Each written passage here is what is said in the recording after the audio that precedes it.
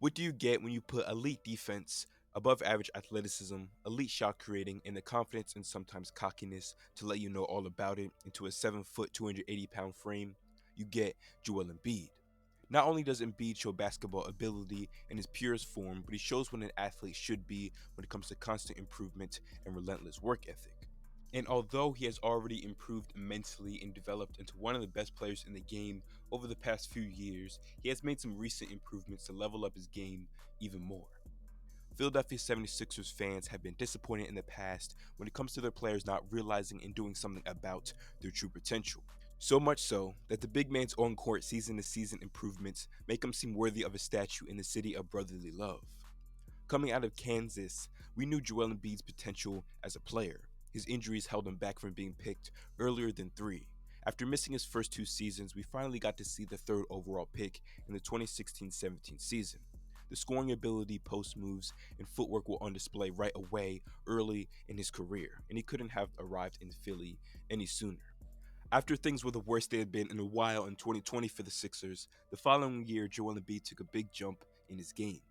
His mid-range was much improved, and this is when he really became even more of a nightmare to deal with.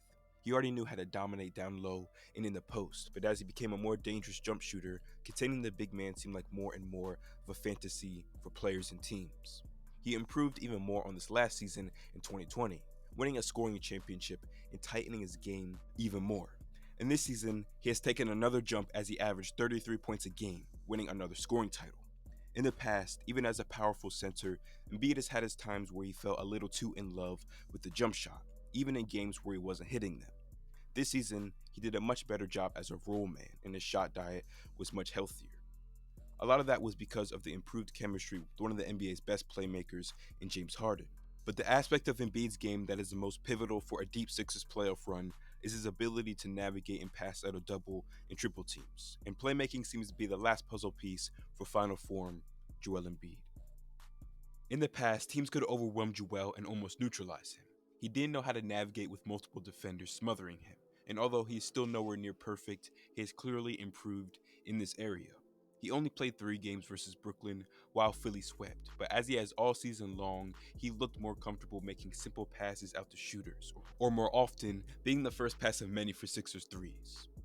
In Game 1, this led to 21 three-pointers for the home team, mainly because of Embiid's offensive gravity.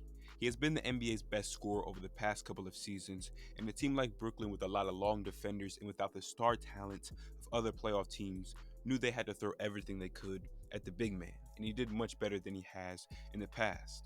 He still needs to be even better, especially versus the better teams in the East. He averaged more turnovers than assists in the 3 games he did play, which isn't acceptable. But if you watch the games, he clearly improved in this area.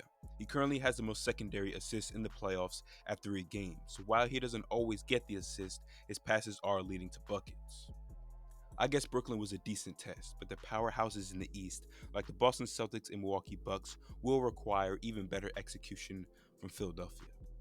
Embiid needs to continue and be even better at making passes under pressure. The team needs to capitalize off of these open looks and knock down shots. Defense and rebounding need to be sharp. Embiid needs to rest, and James Harden needs to practice his layups. This could be the 76ers' year. They are not the favorites, but they have the talent to win it all, and it all starts with Joel Embiid.